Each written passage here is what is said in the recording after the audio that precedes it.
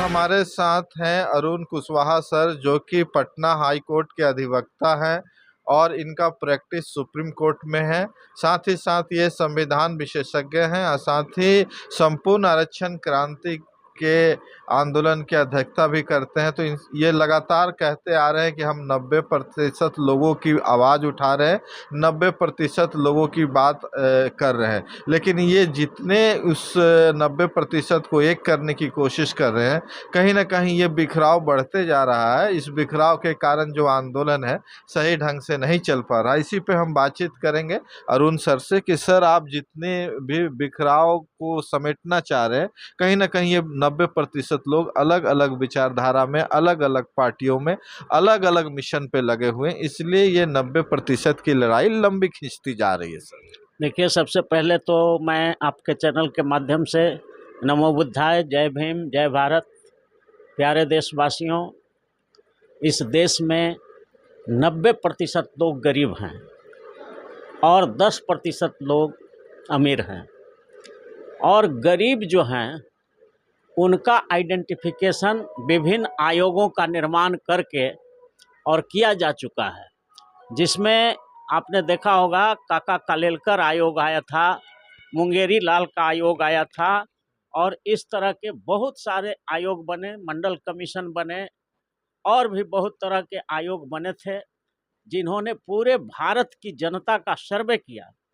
और सर्वे में पाया गया, उसमें आयोग जाता था, गांव-गांव घुमा है और सर्वे में जो आया कि हाँ, ये लोग जो है जिनके घर पर फूस का, नेवारी का छप्पर है, खपड़ा नहीं है, जिनके अथी पर खपड़ा है और जिनका फूस का है, जिनका मकान कच्चा है, मट्टी का बना हुआ है, जिनके पास ज़मीन नहीं है, अपना रहने के लिए मकान नहीं है, तो इस तरह से कैटेगराइजेशन करके और इन सब आयोगों ने जो रिपोर्ट सबमिट किया, वो धारा जो संविधान का अनुच्छेद है 341 और 342, उसके तहत यह सब आयोग बना था।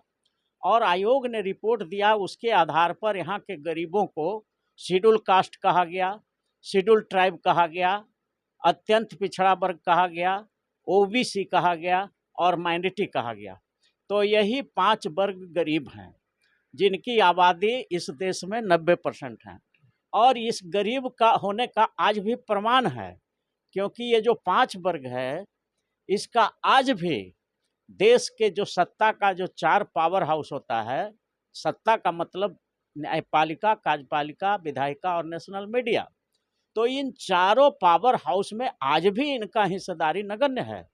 देश की न्यायपालिका में, खास करके सुप्रीम कोर्ट, हाई कोर्ट और जिला न्यायालय में, आज भी इन एससी, एसटी, एमबीसी, ओबीसी और माइनॉरिटी समाज का जो हिस्सेदारी है, वो आज भी आपको 3% से कम है। और आपको बता दें कि इस देश के नेशनल मीडिया में, जो सरकारी जो मीडिया है, दूरदर्शन है, रेडियो है, जितना भी है पूरे देश में, उसमें तो नगण्य है, मतलब कहिए 1% भी एससी, एसटी, एमबीसी, ओबीसी और माइनॉरिटी समाज का नहीं है। तो सत्ता का जो 4 स्तंभ है, 4 पिलर है, जिसमें न्यायपालिका में इन वर्गों को नहीं घुसने दिया जा रहा है, हिस्सेदारी नहीं दिया जा रहा है। इस देश के नेशनल मीडिया में एकदम प्रवेश ही बंद करके रखा है।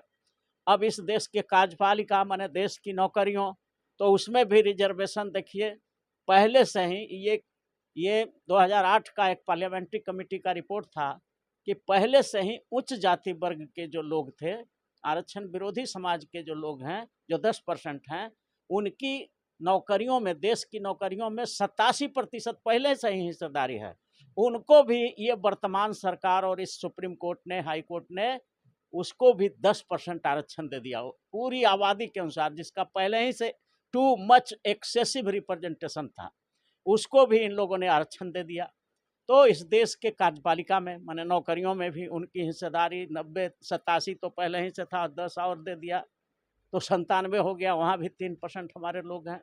तो इस प्रकार से सत्ता का जो चारों पावर हाउस है, न्यायपालिका, कार्यपालिका, विधायिका, विधायिका में तो वोट से जाते हैं, तो यहाँ पर एससी, एसटी, ओबीसी के लोग तो जीत के जाते हैं, लेकिन ये सब बड़े बड़े पार्टियों के पूंजीपति पार्टियों के गुलाम होते हैं। तो जो पूंजीवादी पार्टियां हैं, जिसमें कांग्रेस है, बीजेपी है, सीपीआई है, सीपीएम है, ये सब पूंजीवादी लोग हैं।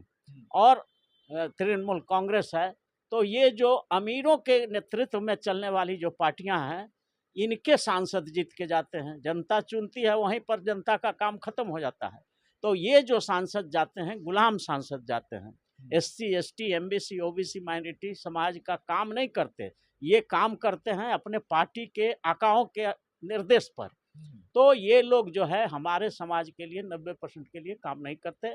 तो ये जो बिखराव पैदा हो रहा है, इसको दूर करने के लिए एक ही उपाय है कि इस देश में एक संपूर्ण आरक्षण क्रांति की जरूरत आ गई है कि सत्ता के चारों अंगों में, न्यायपालिका में भी, कार्यपालिका में भी, नेशनल मीडिया में भी और हमारा विधायिका में 90% हिस्सेदारी चारों तंत्रों में होगा।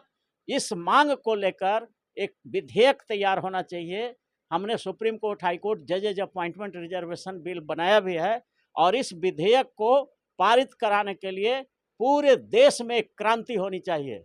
जिस तरह से 74 में संपूर्ण क्रांति हुई थी इंदिरा गांधी के तानाशाह और भ्रष्टाचार के खिलाफ, ठीक उसी प्रकार से दलित, पिछड़ा, अकलियत, SC ST MBC OBC और माइनॉरिटी को सत्ता के चारों अंगों में हिस्सेदारी दिलाने के लिए, 90% हिस्सेदारी दिलाने के लिए संपूर्ण आरक्षण क्रांति हम लोग कर रहे हैं। और ये क्रांति जब आग पकड़ेगा तो पूरे देश में हम समझते हैं कि सारा जो बिखराव है, SC ST MBC OBC और माइनॉरिटी जो अलग अलग जो है समाज में जो गद्दार पैदा हो गए हैं, वो सब समझ जाएंगे और इस आंदोलन के साथ खड़ा होंगे। और तब जो है जिस तरह से मंडल कमीशन की लड़ाई के समय सारे लोग एक हो गए थे, SC ST MBC OBC और माइनॉरिटी का, और बिहार में 54 MP में से 51 या 52 जीत गए थे, तो वैसा स्थिति भी हम पैदा करने का प्रयास कर रहे हैं। चलिए, बहुत बहुत धन्यवाद। ये थे हमारे साथ अरुण कुशवाहा सर, जिन्होंने 90% आबादी के जो गरीब गुरबा और वंचित वर्ग का आवाज लगातार उठाते रहते हैं, उनकी समस्या से लगातार आप सभी को अवगत कराते रहते हैं। वीडियो कैसा लगा जरूर कमेंट करके बताएं, और वीडियो अच्छा लगा तो ज़्यादा से ज़्यादा इसको शेयर करें ताकि 90% भाइयों की आवाज़ आप तक पहुंच सके। बहुत बहुत धन्यवाद सर, बहुत बहुत धन्यवाद। बेनिफिट टीवी का वीडियो आपको पसंद आया तो चैनल को सब्सक्राइब करें और वीडियो को लाइक करें। ज्यादा से ज्यादा लोगों तक वीडियो को शेयर करें।